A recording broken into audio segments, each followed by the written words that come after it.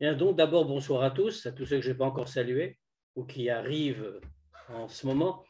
Alors, ce soir, je me suis dit que nous allions parler d'un thème particulier, puisqu'en réalité, c'est un grand sujet que nous avons. Notre rencontre régulière, même si elle est un peu espacée, nous conduit à aborder vraiment des très grands sujets. Et celui que j'ai choisi aujourd'hui tourne autour de deux grandes notions. La première, alors c'est deux notions qui paraissent très simples parce qu'elles sont employées très couramment. La première, c'est celle de l'omniprésence de Dieu. Et la deuxième, c'est celle qui lui est liée, celle de la providence divine. Alors, en réalité, quand on le présente comme ça, bien sûr, on ne voit pas très exactement pourquoi il devrait y avoir un rapport entre l'omniprésence divine et la providence. Ça semble deux concepts différents. En réalité, il s'agit du même, et je voudrais justement qu'on y réfléchisse ensemble ce soir. Alors tout cela nous oblige d'abord à remonter un petit peu en avant. Allez, on va faire un grand retour. Nous sommes avant la création du monde. Qu'est-ce que cela signifie que l'avant-création du monde? Avant la création du monde, d'abord, il y a toute une série de précautions de langage à prendre. Quand on parle d'avant la création du monde, l'expression même est absurde. Par nature, elle ne veut rien dire. Pourquoi? Parce que la notion d'avant et d'après implique une notion de temps, de séquentialité. Or, le temps est une création au même titre que l'espace. Donc, quand on emploie le terme, tout le monde le fait, moi aussi, je veux dire, nous sommes des êtres humains et on n'a pas le choix que d'employer des termes humains. Mais quand on parle d'un avant la création du monde, ça ne veut strictement rien dire parce que ça suppose qu'avant, il y avait déjà une notion de temps, ce qui, par construction, est impossible, puisque Dieu ne l'a pas encore créé. Mais on se contentera de cela pour aujourd'hui. Donc, nous sommes avant la création du monde. Dieu crée le monde. La première question qu'on se pose, bien sûr, c'est pourquoi Dieu crée-t-il le monde? Alors, pourquoi il y a une question? La question est que Dieu, là aussi, par définition, n'a besoin de rien. Imaginez que la création est une nécessité pour Dieu et par définition une erreur. Pourquoi? Parce que dire que Dieu a besoin de la création, c'est dire qu'il lui manque un élément que contient la création. Or, comme nous le dit très clairement Maïmonide, si l'on dit qu'il manque quelque chose à Dieu, c'est qu'on le limite. Et donc, si on le limite, c'est qu'on lui retire la qualité de divinité. Donc, Dieu est total, si l'on peut dire. Il est l'absolu avec un grand A, si on peut prendre cette expression-là. Et donc, rien ne lui manque et il n'attend rien, il n'a besoin de rien. Cela posé, Dieu choisit de créer le monde. Alors, il le choisit, nous disent nos commentateurs, pour exprimer un certain nombre de ses attributs parce qu'il a le souhait de les exprimer. Dont le premier attribut qu'il exprime ainsi, c'est sa bonté. Puisque la création est non seulement un acte de bonté, mais même un acte de bonté gratuite. Puisque l'homme n'a rien fait, la créature n'a rien fait, n'a rien apporté, elle n'existe pas, Dieu se contente de donner, ce qui est la définition pure de la bonté. Il n'y a rien en retour, ce n'est pas un échange, c'est un pur don. Donc Dieu crée l'univers. C'est comment Dieu crée-t-il l'univers? Quel est le matériau? Si l'on peut encore une fois employer des mots qui sont extrêmement grossiers, hein, c'est tout le problème de ce type de sujet. Nous sommes en train de parler de sujets extrêmement fins, extrêmement subtils, et nous sommes obligés d'employer une langue qui par nature est grossière, puisque c'est une langue humaine.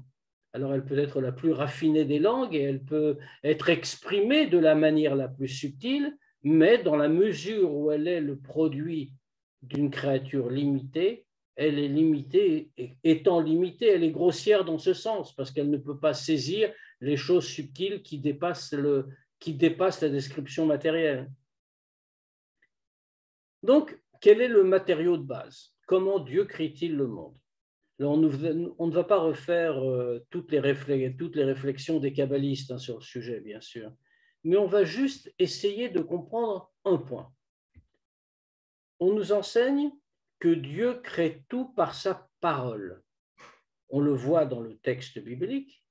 Lorsque Dieu crée le monde matériel, nous le voyons employer des mots, les mots de ce que l'on appelle la Lashon HaKodesh, la langue sainte, ce qui nous précise au passage le statut de l'hébreu en tant que langue sainte. Alors, ne nous méprenons pas, je ne parle pas de l'hébreu qu'on appelle aujourd'hui ivrite. Je ne parle pas de l'hébreu moderne, l'hébreu tel qu'on le parle en Israël, par exemple, l'hébreu de la conversation courante aujourd'hui au XXIe siècle. L'hébreu moderne, l'ivrite, n'est pas la Lashon HaKodesh. Il n'est pas considéré comme tel. C'est une langue parmi les autres, qui a sa légitimité comme toutes les langues, bien sûr, mais qui n'est pas la Lashon HaKodesh. Ce que l'on appelle la Lashon HaKodesh, langue sainte, c'est l'hébreu qu'emploie Dieu, c'est-à-dire l'hébreu du texte de la Torah, du texte biblique. Nous voyons dans ce texte que Dieu emploie des mots. Et d'ailleurs, le texte est très clair sur ce sujet. Prenons un exemple simple. Nous voyons la création de la lumière. On nous dit, on trouve les mots, et Dieu dit, en hébreu donc, Yehi or, que la lumière soit. Fameuse phrase. La conclusion, la suite de ces quelques mots, c'est Vayehi or, et la lumière fut. Autrement dit, la parole a été créatrice. Et c'est vrai pour l'ensemble de la création. On va aller jusqu'au bout du raisonnement. Puisque les lettres, les mots sont créateurs, cela signifie que chacun d'eux porte en lui le pouvoir de création. La lumière est créée par le mot qui désigne la lumière en Lashon HaKodesh. Cela veut dire que chaque chose, alors j'ai donné l'exemple de la lumière bien sûr, mais c'est vrai pour l'ensemble des choses qui existent dans la création. Et d'ailleurs, nos commentateurs là aussi vont très loin et nous disent que toute chose porte un nom. Et c'est ce nom qui est le vecteur de la vitalité qui lui permet d'exister dans ce monde. Ah, mais nous trouvons dans le texte biblique, nous ne trouvons pas tous les mots qui existent, qui désignent toutes les choses dans le monde. Alors nous dit-elle, eh bien, nous disent les commentateurs, eh bien, il y a dans les mots qui sont exprimés par des techniques kabbalistiques, d'échange de lettres, d'interpolation, etc. Ce sont des pratiques qui sont définies. Eh bien, nous trouvons tous les mots qui désignent les choses du monde. Et d'ailleurs, nous le voyons. Lorsque Dieu a créé les animaux, nous voyons un passage intéressant dans le texte, toujours le texte biblique. Nous voyons Adam, le premier homme qui a déjà été créé, donc, et qui voit tous les animaux passent devant lui, qui ont été créés un petit peu avant, les animaux passent devant lui et lui leur donne un nom. Ça fait partie des premières choses qui se passent. Lui leur donne un nom et, nous dit notre texte, et le nom qu'il leur donna, fait le verset, hein, le nom qu'il leur donna, c'était leur nom. Notre grand commentateur, Rashi, entre autres, mais pas seulement lui, souligne ce que cela veut dire.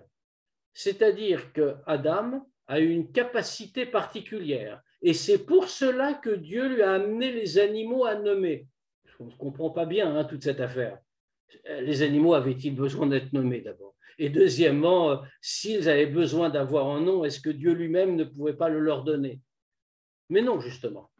Adam a cette capacité de voir l'origine spirituelle de la créature et de lui donner en bas le nom qui correspond à cette origine spirituelle. D'ailleurs, un de nos commentaires, un midrash, nous dit qu'avant de demander à Adam de le faire, il a demandé aux anges de le faire. Et d'ailleurs, le midrash montre à quel point cela exprime la supériorité de l'ange, de l'homme sur l'ange. Dieu a demandé à l'ange de le faire, de dire les noms des animaux, et les anges n'ont pas su. Et Dieu donc a dit, c'est l'homme, c'est Adam qui le fera. Pourquoi Adam? Eh bien parce que lui peut être justement cet intermédiaire, cette créature composée de matière grossière, contrairement à l'ange, mais qui, parce qu'il est constitué de matière grossière, va pouvoir réaliser le lien, parce qu'il a aussi cette partie en lui, le lien avec le spirituel et trouver le nom spirituel qui correspond à ce qu'est l'animal dans le monde matériel. Que voyons-nous de tout cela? Que Dieu crée le monde par donc sa parole. Mais qu'est-ce que c'est que la parole de Dieu? Ça aussi, c'est une idée qu'on dit comme ça, comme si elle allait de soi. Dieu parle et il crée. Très bien. Mais qu'est-ce que cela signifie que Dieu parle? La parole de Dieu est une chose totalement incompréhensible. La notion. Pourquoi? Parce que parler suppose des tas de choses que Dieu n'a pas. Ça suppose un système respiratoire, des cordes vocales, une capacité d'articulation. Or, rappelons-nous, Dieu est totalement incorporel. Il n'est pas matériel, n'a aucun rapport avec le matériel. Alors c'est vrai que pour nous, c'est plus rassurant de l'imaginer comme on fait les peintres. C'est un grand vieillard, très impressionnant, très solennel, et donc qui est capable de parler. Mais Dieu n'est pas cela. Donc nous avons une question. Quand on parle de la parole de Dieu, de quoi parle-t-on? On ne parle évidemment pas de parole telle que nous la concevons nous. Qu'est-ce que c'est que la parole? La parole pour un homme, pour une créature humaine, c'est, avec toutes les limites que cela a, mais c'est une capacité d'expression. Nous faisons sortir ce que nous avons en nous et nous le transmettons à l'autre. C'est cela la parole, quand elle fonctionne normalement, bien sûr. Et pour Dieu, c'est, si l'on peut dire, mais en version spirituelle, un petit peu la même chose. C'est-à-dire que Dieu prend ce qu'il a en lui et l'exprime à l'extérieur. Il fait connaître sa volonté, il fait connaître un de ses attributs, et donc cela s'appelle parler. Alors, on aurait pu dire un rayonnement, ce serait revenu exactement au même. Mais comme on n'aurait pas su le contenu du rayonnement, que le mot est trop général, donc, pour nous permettre la compréhension, nous parlons de la parole de Dieu, sachant que c'est l'équivalent d'une parole, mais que ce n'est pas une parole qui se prononce, c'est une révélation. Ça signifie que Dieu se met à l'intérieur de son monde, puisque sa parole, c'est lui-même. C'est l'expression de ce qu'il porte en lui et qu'il met dans la création. Cela signifie donc que Dieu est à l'intérieur de sa création. Il est à l'intérieur de son monde. Plus encore, si Dieu est à l'intérieur de son monde, allons jusqu'au bout, ça signifie que rien n'est en dehors de lui. Et d'ailleurs, nous sommes obligés d'arriver à cette conclusion. Pourquoi? Si l'on dit que la création, est à l'extérieur de Dieu, autrement dit, on imagine Dieu, on imagine toujours très mal. Hein. Nous avons encore une fois, j'arrêterai pas de le dire ce soir, nous avons encore une fois une imagination humaine, c'est-à-dire défaillante dans ces sujets-là, qui est très efficace pour d'autres, mais qui dans ces sujets-là est parfaitement défaillante. Eh bien, si nous imaginons Dieu comme une espèce de thaumaturge qui intervient de l'extérieur et puis qui crée, on est en train de dire, mesurons bien, que quelque chose est extérieur à Dieu. Si quelque chose est extérieur à Dieu, qu'est-ce que ça signifie? Ça signifie que Dieu est limité puisqu'il ne contient pas un élément. Qu'a dit Maïmonide qu'on citait tout à l'heure?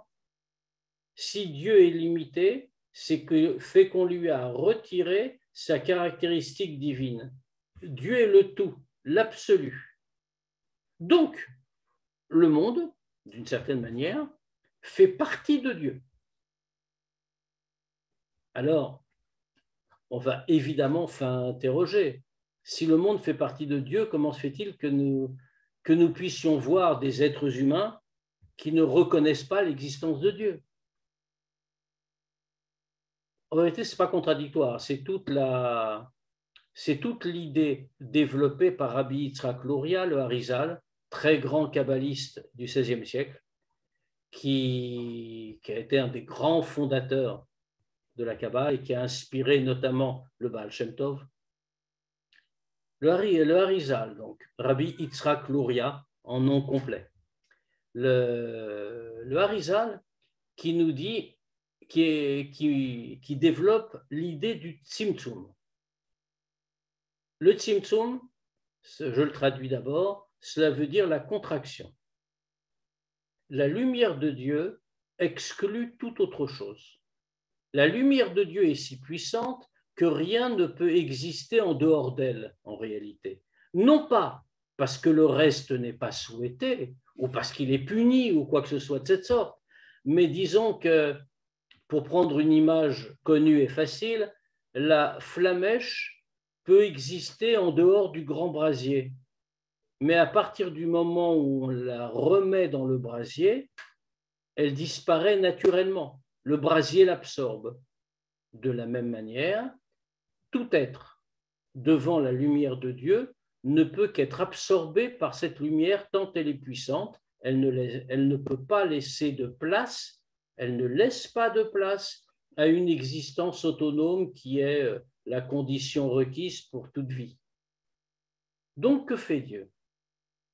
Dieu contracte, pour reprendre le vocabulaire employé par Rabbi Yitzhak Luria, Dieu contracte sa lumière de telle manière qu'elle permette à la créature de vivre, d'exister. Quand je dis créature, c'est créature à tous les niveaux, aussi bien l'ange que le ver de terre en passant par l'être humain, ou le caillou sur le bord du chemin. Il contracte sa lumière. Là aussi, précision de vocabulaire. Quand Rabbi Yitzhak Luria parle de contraction de sa lumière, cela ne veut pas dire qu'il la réduit. Il ne la contracte pas au sens physique du terme. De toutes les manières, là aussi, notre vocabulaire, encore une fois, est parfaitement trompeur, parce que quand on parle de lumière, on visualise immédiatement une sorte de rayonnement qui viendrait de la divinité. Ce concept-là est intéressant parce qu'il évoque beaucoup de choses. Mais il est bien sûr totalement faux, puisqu'il ne s'agit pas d'une lumière matérielle, mais d'une lumière spirituelle. Dieu ne contracte pas sa lumière, il la masque. Quand on parle de contraction, on veut plutôt parler de voilement, comme quelqu'un qui, sur une lampe particulièrement forte, mettrait plusieurs abat-jours les uns après les autres afin d'en diminuer la clarté. Si l'on peut dire, avec tous les défauts de cette comparaison, si l'on peut dire, c'est un peu comme ça que Dieu procède. Il voile sa lumière de telle manière que nous parvenant, elles nous permettent malgré tout de rester à l'existence autonome, de ne pas être absorbés par cette lumière. Ce que nous venons de dire, c'est que le monde est créé par Dieu, que Dieu y est présent.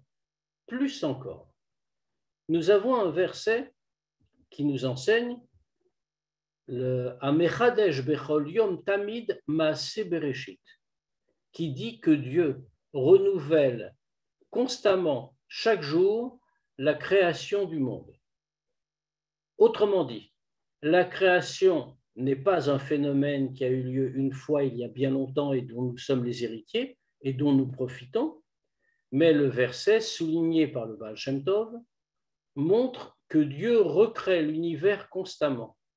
Autrement dit, ce n'est pas abus de langage et par insuffisance de nos sens et de notre conscience que nous disons que la création est quelque chose qui est arrivé il y a longtemps. En fait, la création est constante. Et si un seul instant, Dieu cessait de créer le monde cesserait d'exister. Pourquoi donc?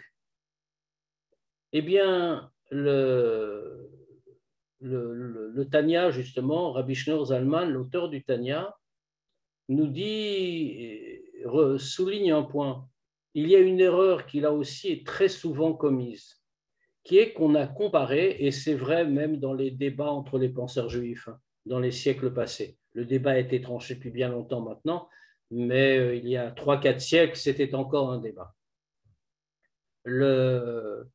Qui ont voulu comparer, pour mieux nous faire comprendre les choses, l'œuvre de Dieu dans la création au travail du potier.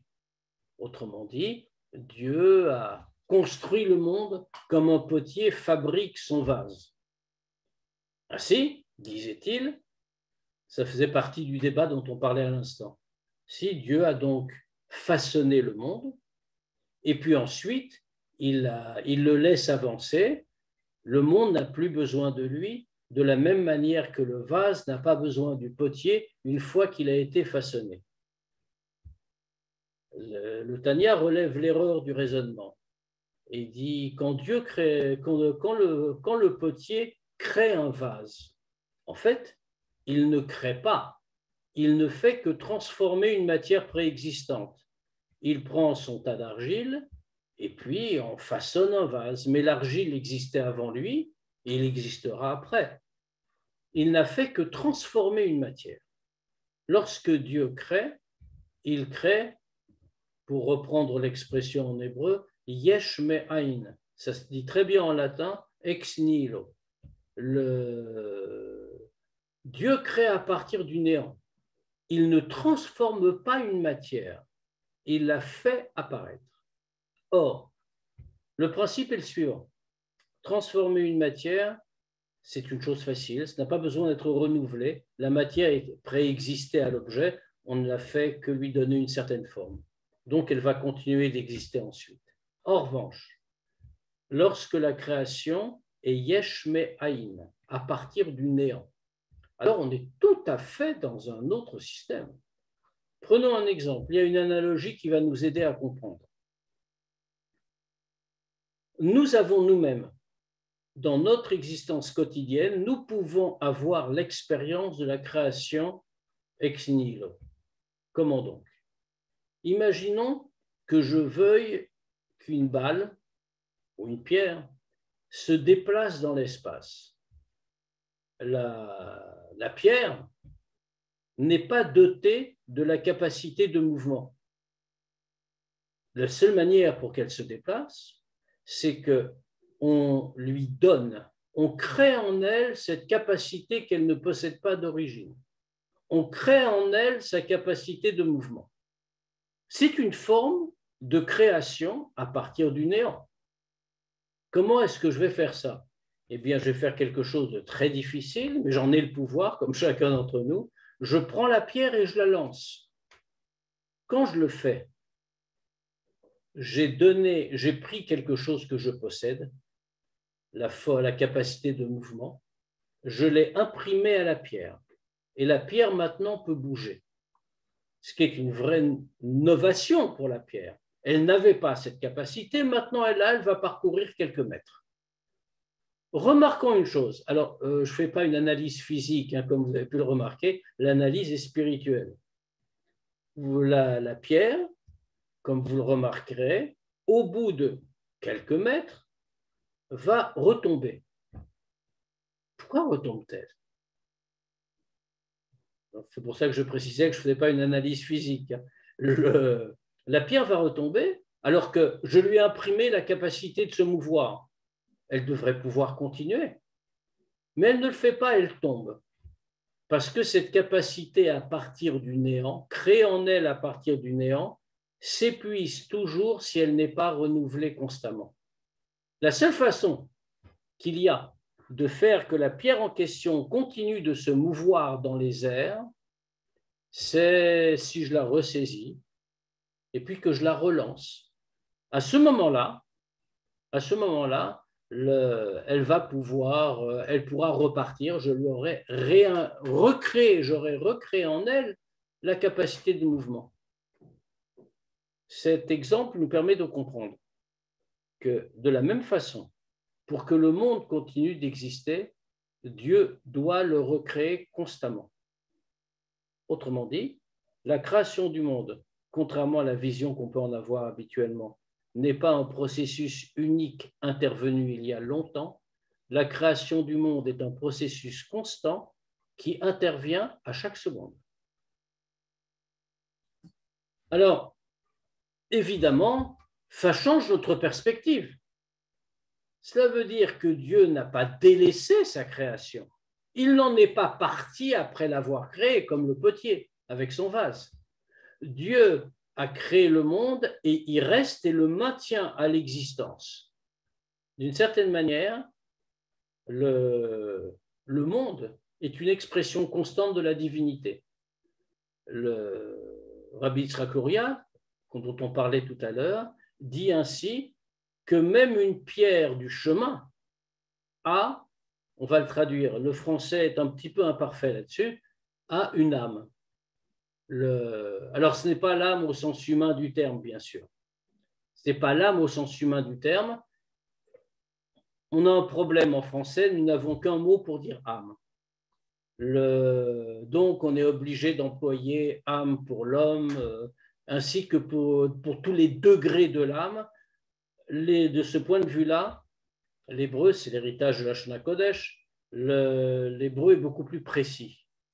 Il y a un degré de l'âme qu'on appelle en hébreu le nefesh. C'est le premier degré chez l'homme. Tout être vivant, existant de quelque manière que ce soit, est doté d'un nefesh. Alors on pourra l'appeler âme vitale, c'est souvent comme ça qu'on le dit. Et le Harizal, donc Rabbi Yitzhak Luria nous dit que la pierre sur le bord du chemin, comme on l'a dit, même si elle est très basse, c'est un degré très bas de la création, la pierre sur le bord du chemin est dotée d'un nefesh. Si elle n'avait pas de nefesh, donc entre guillemets d'âme, au sens vraiment très général, si elle n'a pas la même âme qu'un être humain, elle ne peut pas bouger, elle ne peut pas penser, etc., mais elle a quelque chose de vital qui lui permet d'exister dans ce monde. Ainsi, Dieu renouvelle chaque instant cela. Ça veut dire qu'il y a une parcelle divine qui existe en chaque chose. On va le dire autrement. Si nos yeux étaient moins grossiers, ce que nous verrions dans le monde matériel, ce n'est pas la matière, c'est la divinité qui l'a fait exister. Nous voyons la matière uniquement parce que nous sommes incapables de voir la réalité profonde des choses. Autrement dit, chacun est chez soi, les murs qui l'entourent, eh bien, c'est une manifestation de la divinité dans ce monde parmi tout le reste.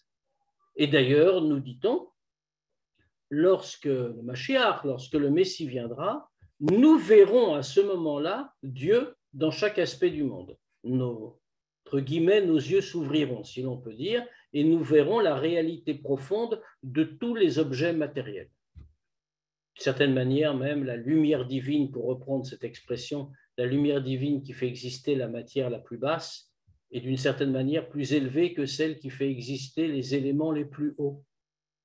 Pourquoi ? Parce que là aussi, il y a un grand principe qui nous dit que plus une chose est haute d'origine, spirituellement, plus elle a la capacité de descendre très bas. Sinon, elle ne pourrait pas... Merci pour la citation. Sinon, elle ne pourrait pas descendre si bas. Elle devrait s'arrêter en chemin. Donc, au contraire, la constatation que la lumière divine descend très bas et l'illustration du fait qu'elle a une origine encore plus haute. Ce qui veut dire que nous vivons dans un monde entouré de Dieu, que rien n'est en dehors de Dieu, y compris ce qu'on pourrait considérer comme impur, comme mauvais. Prenons un exemple. On traite les grandes questions. Je ne traiterai pas tout ce que j'avais prévu de traiter, parce que, comme vous le voyez, mais on fera ça en plusieurs fois, ne vous inquiétez pas, mais comme vous le voyez, on aborde des sujets vraiment très fondamentaux. On a tous la question de la place du mal. Alors, on a un vrai problème de foi, en réalité. N'ayons pas peur des mots. Dieu a-t-il créé le mal? Dieu est le bien absolu, c'est sa définition première. S'il est le bien absolu, comment crée-t-il le mal? Inversement, si Dieu ne crée pas le mal, qu'est-ce que le mal? Est-ce à dire qu'il y aurait, il y a eu des religions qui ont pensé ça, hein? Les religions dualistes, qui pensaient qu'il y avait deux divinités, une divinité du bien et une divinité du mal qui s'affrontaient. Là, même en Occident, il n'y a pas encore si longtemps, la personnalité du diable est un peu de cet ordre, une espèce de dieu du mal, qui gouverne les forces du mal. Mais dire cela, c'est dire qu'il y a une deuxième divinité.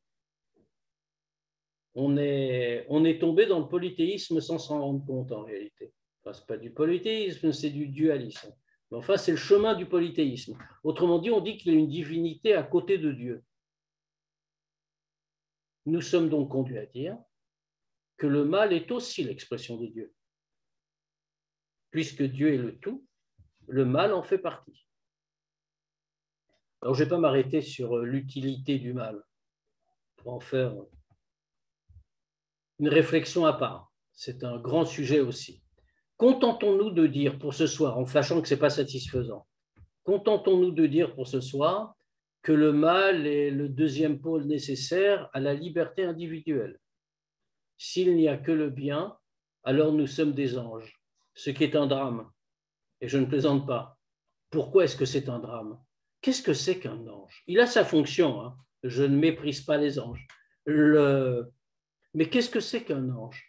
Un ange, d'une certaine manière, c'est un automate à faire du bien. Pourquoi un automate? Il n'est pas capable de faire autre chose. Nous avons, nous, êtres humains, une prérogative extraordinaire. Dieu nous a donné ce que lui-même possède. Et nous voyons en nous cet élément-là. C'est-à-dire, Dieu a mis en nous la possibilité de choix sans limite. La preuve, c'est que nous pouvons faire même des choses qui sont contre notre propre nature. Nous pouvons faire des choses barbares, nous pouvons assassiner quelqu'un, nous pouvons faire des choses dramatiques, ce qui n'est pas la réalité de l'homme. Nous pouvons faire des actes littéralement contre nature, de quelque manière qu'on veuille les nommer ou les définir, mais des choses littéralement contre nature. Autrement dit, il n'y a pas de limite à notre liberté. Cette absence de limite à notre liberté est une caractéristique divine. Dieu n'a pas de limite à sa liberté. Il nous l'a donné, il nous a donné cela en cadeau, si l'on peut dire. C'est-à-dire que Dieu nous laisse faire ce que nous voulons. Prenons des exemples très simples. Il n'est jamais arrivé, par exemple, qu'on condamne un animal sauvage à mort pour assassinat. Les tigres passent leur temps à tuer d'autres animaux. Il n'est jamais venu à l'idée de personne d'arrêter les tigres dans la forêt, dans la jungle, et puis de les condamner à mort pour assassinat de leurs congénères. Pourquoi? Pourtant, ils ont tué, mais parce qu'ils n'ont pas le choix. Ils ne connaissent pas le mal, ils ne connaissent que leur nature. Pourquoi est-ce que l'homme doit être puni s'il en tue un autre? Parce que c'est son choix, ce n'est pas sa nature. Pour que l'homme exerce son choix, il faut qu'il y ait un choix. Pour qu'il y ait un choix, il faut qu'il y ait le mal. Sauf que le sort du mal, créé par Dieu, Alors, je soulève une question à laquelle je ne répondrai pas, pas aujourd'hui en tout cas. Oui, c'est vrai, il y avait des jugements d'animaux, mais c'était au Moyen Âge. Et en vérité, vous savez que ces jugements d'animaux au Moyen Âge venaient directement du texte de la Torah, texte biblique mal compris en réalité. La Torah nous dit que quand un animal a encorné un autre, c'est un animal sauvage en réalité, le problème se posait pour les taureaux, qui étaient importants dans l'économie agricole de l'Antiquité. Les taureaux qui servaient, qu'on pouvait manger bien sûr, mais qui étaient aussi les animaux de trait, etc., etc. Eh bien, quelquefois, l'un d'eux pouvait encorner d'autres animaux et en faire même une habitude. Encorner d'autres animaux, c'est extrêmement grave, puisqu'il encornait des hommes aussi à la fin. Et donc, dans ce cas-là, l'animal devait être tué. Alors, on devait examiner dans quel cas il avait fait avant de décider de le tuer, parce que tuer un animal, c'est grave. Il ne s'agit pas de l'abattre pour le manger, ce qui est autre chose, mais on devait le tuer. Et on n'avait même pas le droit de le manger, on ne pouvait même pas l'abattre pour en faire un animal comestible. Donc, il fallait le juger. Alors, cela a été interprété en vérité par l'Église au Moyen Âge, qui a repris les textes, mais sans avoir l'enseignement oral qui allait avec, qui a repris les textes au pied de la lettre. Et donc, on s'est mis à juger des animaux, ce qui a donné des situations un petit peu étonnantes. Mais en tout état de cause, cela veut dire que l'homme, lui, a tous les choix, on l'a dit. Alors, on l'a dit, Dieu crée le mal. Bien sûr, tout le monde peut s'interroger comment Dieu, qui est le bien absolu, crée-t-il le mal? Je ne vais pas y répondre. Honnêtement, je ne vais pas y répondre ce soir. Il y a une réponse, mais elle demande de long développement et on n'aura pas le temps, on ne va pas tout résoudre ce soir. Mais on aura l'occasion de revenir sur ces points. Disons simplement, pour ne pas laisser la question en suspens, disons que de la même manière que Dieu crée par sa parole, sa non-parole est aussi une forme de création. Le mal est créé par la non-parole de Dieu. Mais je reviendrai sur l'idée, parce que je comprends bien que ça demande à être développé. Mais c'est aussi une création de Dieu. D'ailleurs, lorsque le mal agit, il ne le fait pas parce qu'il est passionné pour le mal, il le fait parce que c'est la mission qui lui a été confiée par son Créateur. Il y a une fameuse comparaison du Zohar sur le sujet, qui nous dit qu'il y avait un jour un roi qui avait un fils unique qu'il voulait former pour ses fonctions futures. Et donc, il a demandé à une prostituée, alors dans le Zohar, la prostituée, c'est véritablement le comble de l'impureté, hein, c'est vraiment l'incarnation même d'un dévoiement, d'un oubli de soi.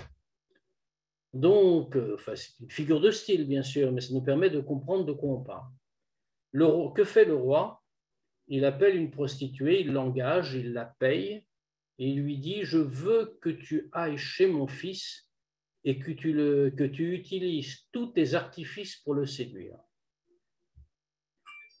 Et je veux et bien sûr, mon souhait, c'est qu'il résiste, mais je veux voir s'il est digne d'être un fils de roi. Et si plus tard, devant des situations difficiles, il saura réagir.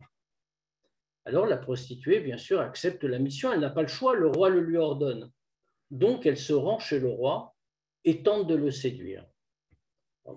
C'est une pure image, hein, bien entendu, l'histoire n'est pas vraie, on ne sait pas, peu importe la conclusion, a-t-elle réussi ou non, c'est un autre problème. Mais le Zohar nous dit, pendant tout le temps que la prostituée est auprès du prince, et pendant tout le temps où elle essaye de le séduire, elle est en train de prier dans son cœur, mais pourvu qu'il résiste, pourvu qu'il ne m'écoute pas. Mais tout le temps, mais malgré tout, elle fait très bien son travail. Cela lui a été confié. Donc, elle déploie tout ce qu'elle sait faire. Mais profondément en elle-même, elle ne veut pas réussir. Le mal est exactement dans cette situation-là. Il est dans la situation de celui à qui une tâche a été confiée et qui souhaite ne pas réussir dans son entreprise, mais qui est tenu de la mener à son terme pour prier encore une fois qu'on ne succombe pas. C'est le rôle du mal. Le rôle du mal est fait. la finalité du mal est de disparaître. Puisque comme il est écrit, à un moment quand le Mashiach viendra, quand le Messie viendra, Veruach hatuma evir min haaretz, je chasserai l'esprit d'impureté de la terre. Autrement dit, à ce moment-là, le mal, effectivement, n'aura plus de fonction, puisque nous rentrerons dans un nouveau temps. Mais dans cette attente, il doit effectivement déployer ses charmes. À nous de résister, bien sûr. Ce qui veut dire, ça fait 3/4 d'heure que je parle, donc je vais arrêter parce que j'ai un principe de ne pas aller au-delà de 3/4 d'heure. Mais on y reviendra parce que, bien entendu, on n'a même pas fait tout à fait la première partie du sujet. Mais puisque tout cela va nous mener sur notre relation avec Dieu dans le monde, dans la vie quotidienne, vous remarquez, à partir de ce qu'on vient de dire, une conséquence importante. C'est que la relation avec Dieu ne peut pas être liée seulement à des actes rituels. Même si les actes rituels sont importants, en particulier pour le judaïsme. Le judaïsme impose la pratique de commandements, etc., etc. Mais même alors, si Dieu est le tout, si tout est Dieu, Dieu n'est pas limité au monde, mais le monde tout entier est Dieu. Dans ce cas-là, cela veut dire que le service de Dieu, c'est chaque acte dans le monde, y compris un acte qui n'est pas classé particulièrement dans la rubrique acte de service de Dieu. Prenons un exemple très simple. Je me rends à mon travail, qui n'a rien à voir avec le service de Dieu. Je suis, je ne sais trop quoi. Je suis, choisissez, que chacun choisisse sa profession. Ce travail-là, quel qu'il soit, doit devenir une manière de service de Dieu. Allons plus loin. Je marche dans la rue pour aller où que ce soit, pour aller acheter mes fruits au marché, ou pour aller autre part, peu importe. Eh bien, le fait de marcher est en soi une manière de service de Dieu. Et il ne peut pas en être autrement, puisque le monde est une partie de Dieu. Dans ce cas-là, je me dois de le servir dans chaque chose que je fais. La question qui nous reste à résoudre, en dehors de l'existence du mal sur laquelle on viendra, c'est si c'est ainsi, si ma liberté donc s'exerce chaque seconde, quoi que je fasse, alors il faut se demander comment nous définirons la providence divine et ce qui reste de la liberté de l'homme. Mais ça, ce sera pour la prochaine fois, si vous le voulez bien. Je vous laisse la parole, même si on n'enregistre pas, mais vous avez